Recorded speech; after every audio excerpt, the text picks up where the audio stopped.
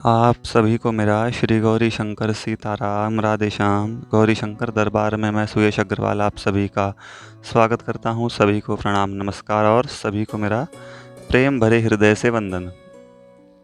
तो भाई एक बड़ा अजीब सा टाइटल आप लोग इस वीडियो का देख रहे होंगे। हम सब तो सोए पड़े हैं, मैंने ये लिखा है।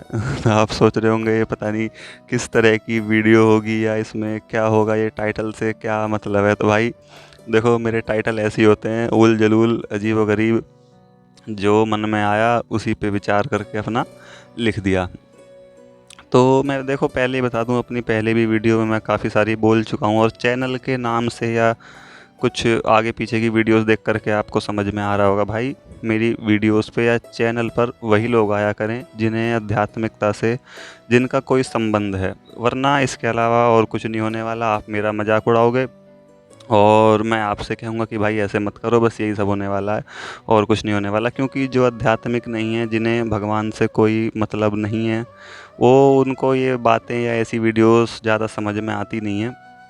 वो इन चीज़ों में फिर अपना दिमाग लगाने लग जाते हैं कि ये ऐसे, तो वो फिर चीज़ें बिगड़ जाती हैं। तो जिन्हें सिर्फ श्री भगवान से मतलब, सिर्फ नहीं, मेरा मतलब है जिन्हें आध्यात्मिकता से भी जिनका कुछ संबंध हो, या जो भक्ति भजन भाव पूजा पाठ इन सब चीज़ों को मानते जानते हों, वही लोग मेरी वीडियोस पे या चैनल पर आया करें, आराम से देखा सुना करें, कोई दिक्कत नहीं है। तो चलो खैर, अब इस टॉपिक पर आते हैं। हम तो सोए पड़े हैं, इस लाइन से क्या मतलब है? मतलब ये कौन सी नींद की बात मैं कर रहा हूँ, या फिर मतलब ये किस तरह की लाइन है? ये वो वाला सोना नहीं है जैसे कि रोज़मर्रा के साधारणतः हम लोग सभी लोग सो जाते हैं रात में और सुबह उठ जाते हैं, ये वो वाली नींद नहीं है। ये उससे भी एक नंबर आगे वाली, मतलब जो बिल्कुल सच्ची वाली नींद होती है ना, ये उस वाली नींद की बात हो रही है। वो नींद है कि मतलब हम भगवान, पता है, हम अपना समय इतना व्यर्थ कर देते हैं इधर उधर की बातों में, इधर उधर के प्रपंचों में, दुनियादारी में, गृह कारज नाना जंजाला। एक देखो, रामायण रामचरित की एक चौपाई है, अभी अभी याद आई तुरंत। तो ऐसा तो तुलसीदास जी ने भी कहा है कि भाई हमें भजन करने के लिए समय मिलेगा ही नहीं, या तो वो हम ज़बरदस्ती अपनी कर करके निकालें निकालें, या फिर स्थिति वहाँ तक पहुँच जाए कि हमारे काम भी सारे हो रहे हैं और हमारा भजन भी चल रहा है, तो वो तो खैर एक पोजीशन ही अलग है। तो घर के काम काज, इधर उधर की ये बातें वो बातें, तो मेरा नींद से, इस वाली जो इस टॉपिक पे जो मैंने ये टाइटल डाला है, इस वाली नींद से मतलब यहाँ पर है। तो अब देखो, किसी से हमें कोई काम करवाना हो और वो सोया हुआ हो, तो पहला काम क्या है? पहले उस तब वो सोया हुआ और हम काम कहते रहें भाई ये कर दे ये कर दे ये कर दे, वो करिएगा ही नहीं, क्योंकि वो सोया हुआ है। सबसे पहले क्या करना है? उसे जगाना पड़ेगा। जगाना पड़ेगा, हमें कोई सो रहा है, हमने उससे बोला भाई एक गिलास पानी ला दे, तो वो कैसे लाएगा जब तक वो सो ही रहा है, वो जगा हुआ ही नहीं है। तो पहला काम क्या है? उसको जगाना पड़ेगा। जगा करके फिर उससे बोलो भाई मुझे एक गिलास पानी ला दे, तब पॉसिबल है कि वो ले करके आ जाए।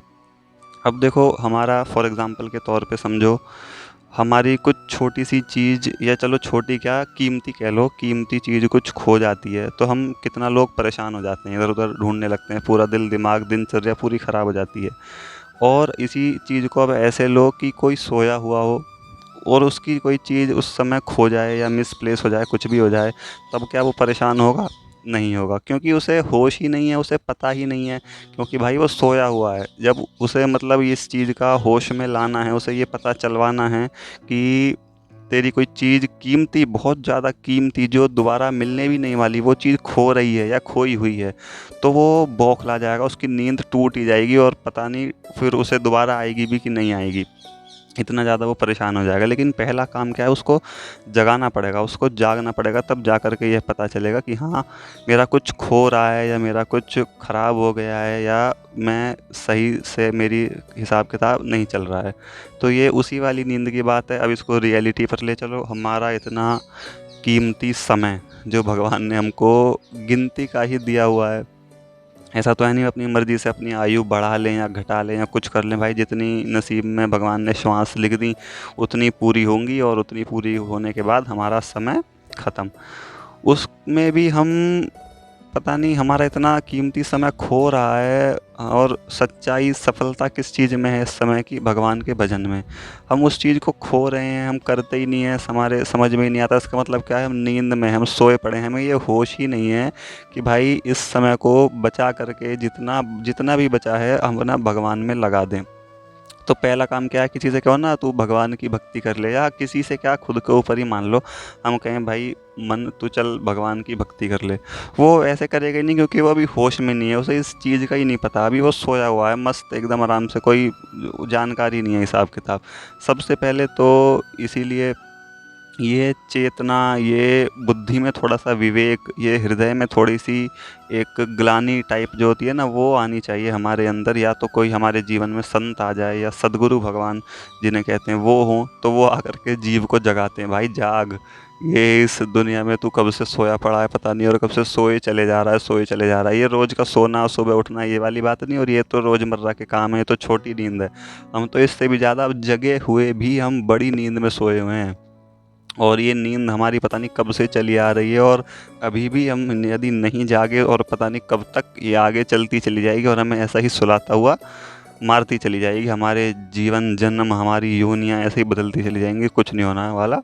तो भाई कोई यदि संत मिले, सदगुरु मिले हमें, तो हम उनसे जा कर के उनके चरणों में समर्पित हो जाएं, आश्रित हो जाएं। भगवान हमें थोड़ा जगाइए पहले तो, उसके बाद जगाने के बाद क्या करना है वो मार्ग दिखाइए, वो होना चाहिए। और यदि ऐसा नहीं हो तो भाई हमें खुद भी यदि थोड़ा बहुत इस तरफ, आध्यात्मिकता की तरफ, भगवान की तरफ यदि हमारा मन बने, कुछ विचार हो, तो सोच विचार ज़रूर करना चाहिए कि हमारा समय इतना हम कितना व्यर्थ कर दे रहे हैं, और कितना कीमती है ये। हम पिछला अभी एक सेकंड भी जो बीता है उसे भी वापसी नहीं ला सकते, तो सोचो कितना कीमती है। और हम पता नहीं इधर उधर में क्या करते हुए सब व्यर्थ कर देते हैं। तो खैर मेरा इस विषय से और इस टॉपिक से, इस लाइन से यही मतलब था कि हम तो सोए पड़े हैं, सोए पड़े हैं यानी कि भजन से विमुख हैं, एक तरीके से मोटी बात ये।